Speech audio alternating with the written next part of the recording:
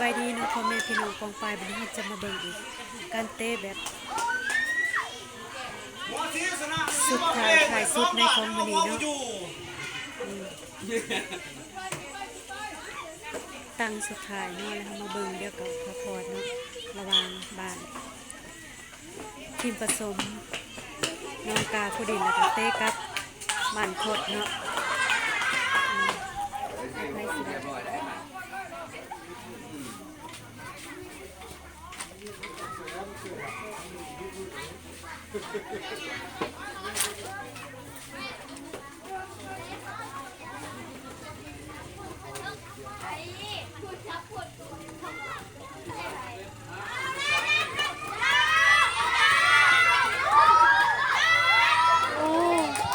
เปลี่ยนนะครับ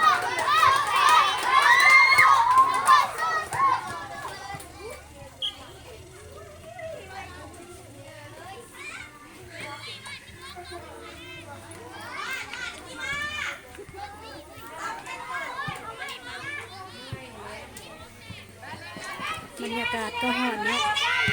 โอ้โอ้เตะออกอีกเก่งไร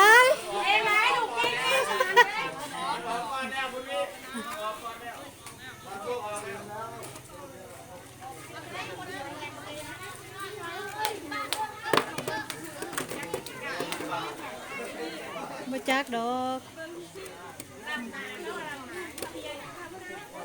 ลำนาไม้ก็มากวนเบื้องนั้นหันแลนก่อนพวกเบื้องนี้เจ้าของเขาเอิ้นว่าลำนาแม่นคนเขาต้องเฮาเองเป็นคนแลนก่อนเอาแจ็คก็เท่านั้น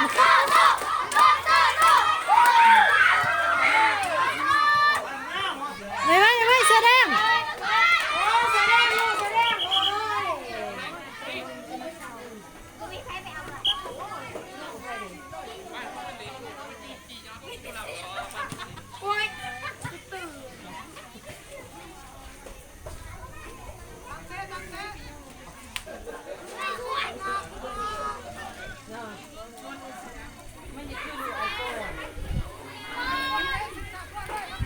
ใครจะคิดบ่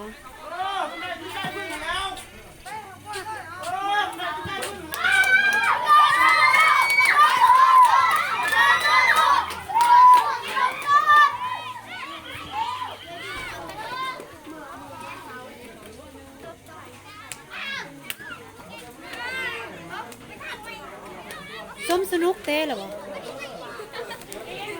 เต้แล้วเนาะโอ้สีเสือข้างหน้า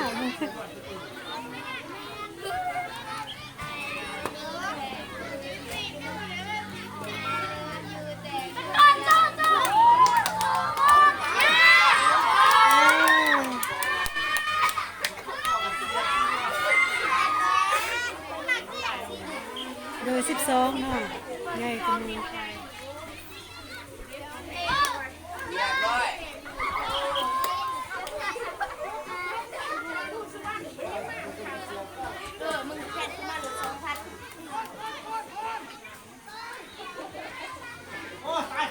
กรรมการนะคะขวดจานให้กำลังค่ะ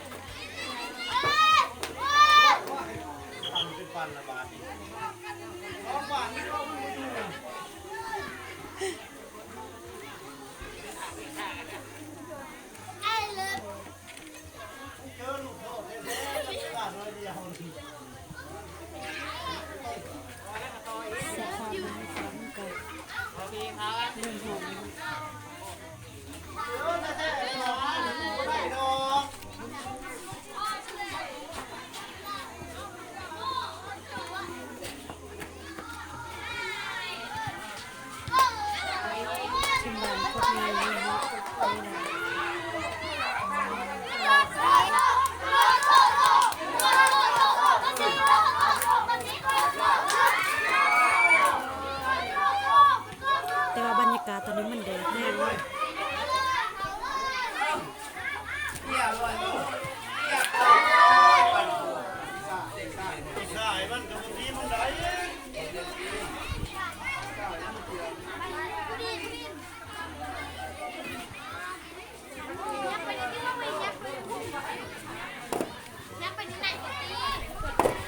ยับเขาในแม่มันหอนแดดจะนายเป็นไข่ได้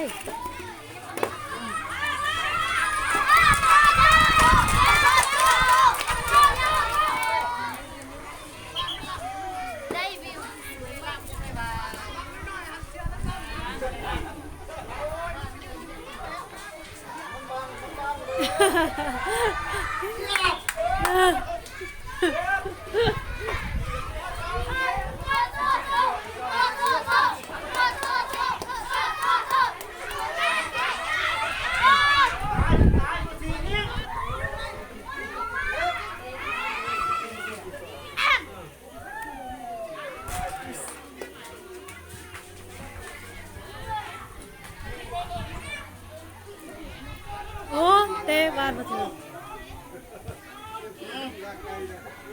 ลากไก่แล้วบัดนี้ลากไก่ได้ลากไก่ลากไก่ลาก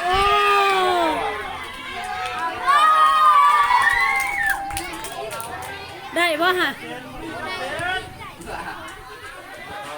มันสมัครคืนเนาะครูสุดท้ายเนาะ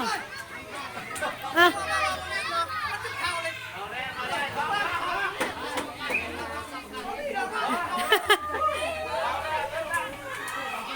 พอแล้วพอแล้ว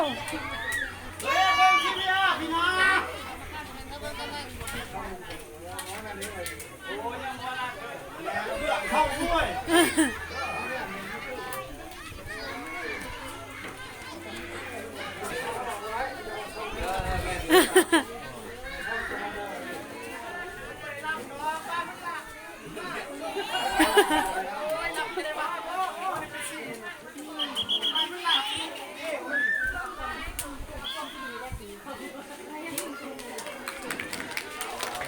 เท่า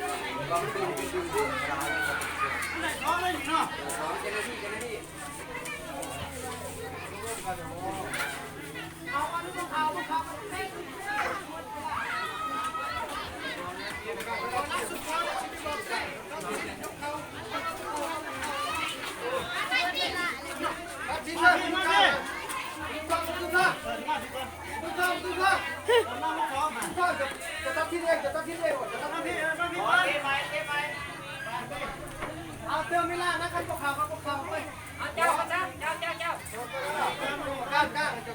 ด้วยจะถามมาได้เองเอาเลยน้ำที่ตาเลยบ้างเอาตัวเอามาบอกว่าที่จ่ายจะรอได้พวกมึงยอมเลยนะกรรมการคือเจียงกันเนาะ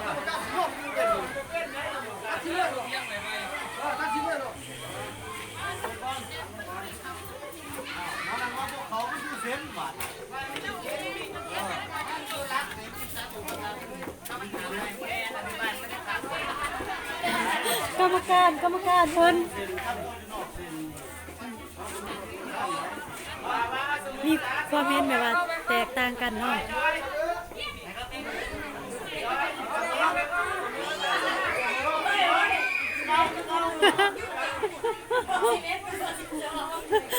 11 กับ 12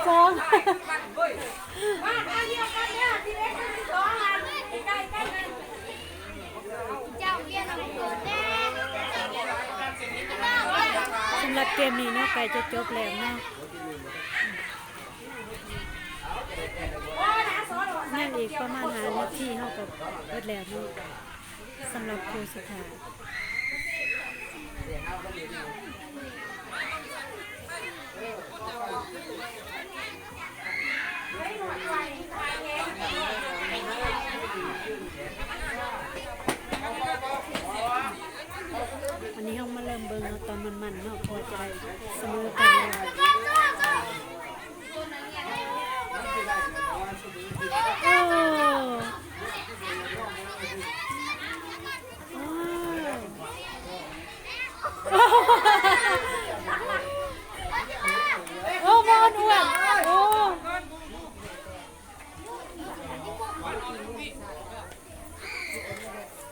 เบอร์หานะ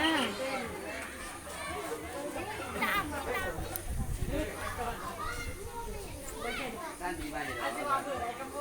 นแม่สาม เต้ขึ้นไปครับชุกเลยหลอกขึ้นไปไม่นาหันเต้ขึ้นไป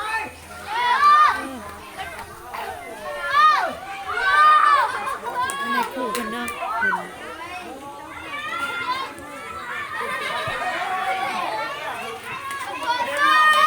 ห็นโอ้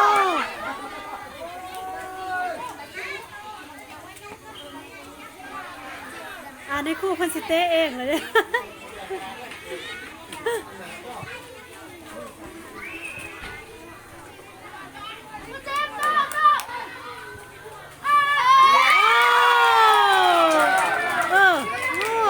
เขาแล้วมานี่เขาไอ้นี่แหละ